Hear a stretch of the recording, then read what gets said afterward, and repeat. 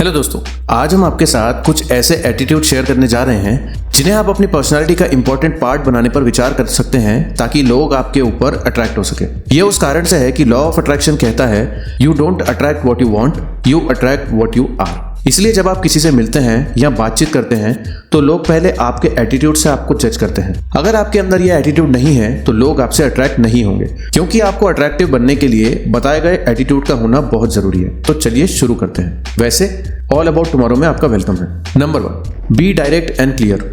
अगर आपने नोटिस किया है तो किसी के साथ बातचीत करते टाइम वह आपको कुछ ऐसे कह देता है जिसे आपको बाद में दुख होता है या आपकी एक्सेप्टेंस नहीं होती है। तो इस डैमेज को नियंत्रित करने के लिए लोग अपनी बातों को घुमाने का ट्राई करते हैं। वह ऐसा बोलने का ट्राई करते हैं कि यार मेरा मतलब ये नहीं था, आप गलत समझ रहे हो, अरे मुझे एक्सप्लेन करने का टाइम तो दो।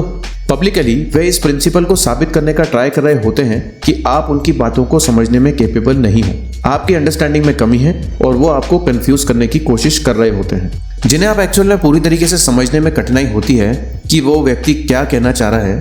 अगर वो व्यक्ति बार बार अपना स्टेटमेंट बदलता है, जो वो कहता है उस पर स्टेबल नहीं होता है या वो झूठ बोलता है, तो उस व्यक्ति को सहानुभूति नहीं करें। वो कंडीशन बिल्कुल सच्ची नहीं होती है जो वो आपको डिस्प्ले कर रहा होता है। व्यक्ति जो पूरी बात से अपने विचारों को प्रस्तुत करते हैं वो अपनी बातों पे स्टेबल बने रहते हैं। वहां पर अगर वो व्यक्ति अपनी दुखी करने वाली बातें कहकर भी वो उसे एक्सेप्ट करता है कि उसने कहा है और जिसे आपको अच्छा अनुभव हो, तो उसका एटीट्यूड सुंदरता को प्रकट करता है और वो बंदा डायरेक्ट और क्लियर बात करता है। इस पर्सपेक्टिव को लोग सभी के लिए अट्रैक्टिव मानते हैं क्योंकि वह उन्हें निडर, ऑनेस्ट, रियल, स्ट्रॉन्ग ओपिनियन वाला और स्ट्रॉन्ग पर्सनालिटी वाला बंदा समझते हैं। Number 2, rejection. एक चीज इमेजिन कीजिए कि जब आपके साथ किसी की डेट प्लान होती है और किसी कंडीशन से लास्ट मिनट आपको कुछ इंपॉर्टेंट काम आ जाता है, तो आपको अपनी डेट को कैंसिल करना पड़ता है और आप सामने वाले को इन्फॉर्म करते हैं कि आज आप अवेलेबल नहीं हो पाएंगे किसी रीजन से, तो आज की आपको डेट कैंसिल करनी होगी। आमतौर पर लोग इसे करने से पहले सोचते हैं कि सामने वाले को गुस्सा नहीं आ जाए, लेकिन ज्यादातर केसेस में ऐसा नहीं होता है। एक्चुअल में ऐसा करने से दूसरी व्यक्ति के सामने सबकॉन्शियसली एक रिस्पेक्ट पैदा होता है कि आपके पास लाइफ में और भी बहुत सारी इंपॉर्टेंट चीजें हैं। आप एक फ्री व्यक्ति नहीं है जिसके पास कुछ भी काम नहीं है, तो दूसरों को प्लीज करने से ज्यादा अपने आप को इंपॉर्टेंस देना ज्यादा पसंद करते हैं, जिससे वो आपकी ओर अट्रैक्ट होते हैं। इसलिए हमेशा हर किसी के लिए हमेशा अवेलेबल मत रहो। अगर ऐसा आपको लग रहा है कि आप अपना काम छोड़ के किसी और को टाइम देंगे तो उन्हें बहुत अच्छा लगेगा, तो ऐसा नहीं है। अगर आप इसी तरह कंटिन्यू रखते हैं तो धीरे धीरे वो व्यक्ति आपके प्रति रिस्पेक्ट खोने लगेगा। इसका मतलब यह है कि इस एटीट्यूड को डेवलप करना बहुत जरूरी है। आपको किसी भी समय ऐसा नहीं करना चाहिए जब आपको कोई बुलाता है तो आप हमेशा प्लान कैंसिल कर दें या फिर ज्यादा ही अवेलेबल रहें। आपको इसमें एक बैलेंस बना के रखना है जहां पर हमेशा अवेलेबिलिटी वाला जो साइड है उसको कम रखना है। Number 3, the social leader.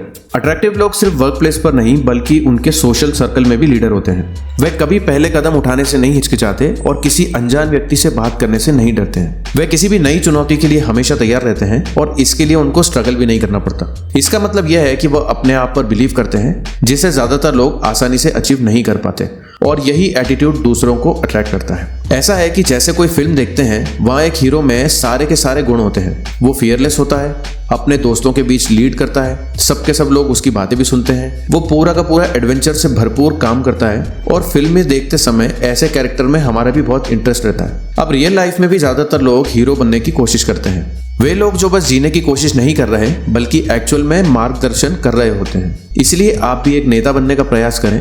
आपकी फाइनेंशियल कंडीशन, आपके लुक्स, आपकी जॉब प्रोफाइल आपकी एटीट्यूड को डिफाइन नहीं करते।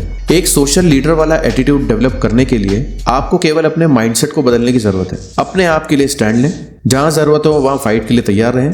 बाकी के ग्रुप मेंबर्स की तरह बर्ताव ना करें बल्कि एक ग्रुप के लीडर की तरह बिहेव करें और जहां जरूरत हो स्टैंड लें। Number 4, walk away. जब आप किसी रिलेशनशिप में हो या आपके दोस्त आपकी रिस्पेक्ट नहीं कर रहे हो तो आपके रिएक्शंस में सावधानी बरतें। यहाँ क्या हो रहा है कि यहाँ आपकी वैल्यू नहीं होती। वहां वॉक अवे वाली सोच रखने वाले लोग कभी सॉल्यूशन नहीं देखते बल्कि उनकी सेल्फ रिस्पेक्ट इतनी हाई होती है कि वो रिलेशनशिप को ही एंड कर सकते हैं, जबकि नॉर्मल लोग इसके बजाय एक दूसरे के साथ बहस में ही लगे रहते हैं। ये लोग सुनिश्चित रूप से विचार विमर्श छोड़ देते हैं क्योंकि उनके लिए टाइम और एनर्जी बहुत ज्यादा इंपॉर्टेंट है। अगर आप किसी को इंप्रेस करना चाहते हैं तो वो आपसे तभी इंप्रेस होंगे जब आप उनकी वैल्यू उनको शो करेंगे। अगर आप दूसरों को ज्यादा वैल्यू देने लगेंगे तो वो आपके साथ का गलत फायदा उठाएंगे।